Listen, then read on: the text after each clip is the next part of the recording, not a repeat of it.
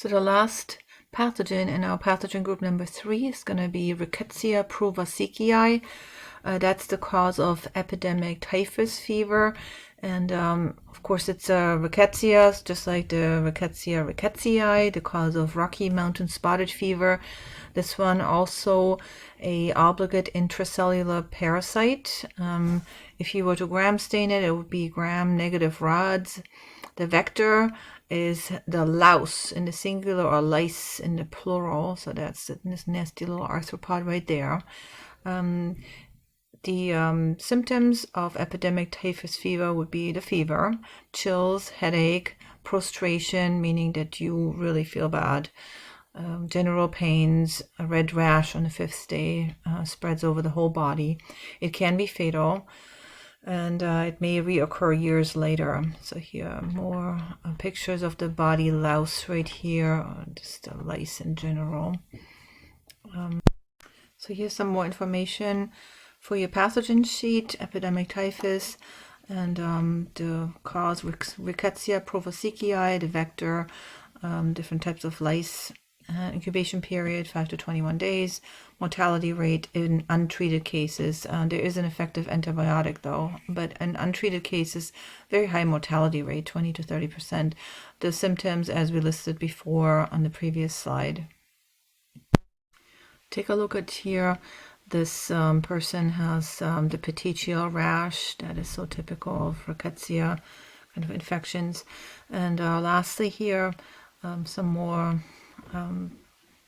vectors that can transmit the bacteria that cause typhus. So it's not just lice that can spread the bacteria, but it's also fleas. Up here, this will be a flea, and ticks as well. So this pathogen group is now done. Make sure that you fill out your pathogen sheets and have those handy.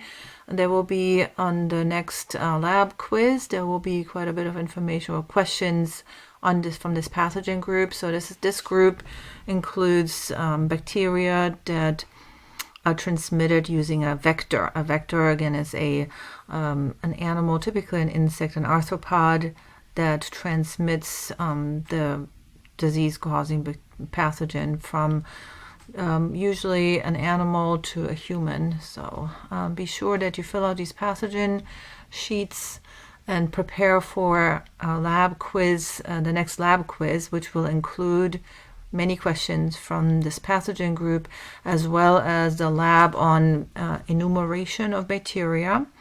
That will be lab exercise number 19, and then the oxygen requirements of when you're growing bacteria. So make sure that you take a look at exercises 19 and 24.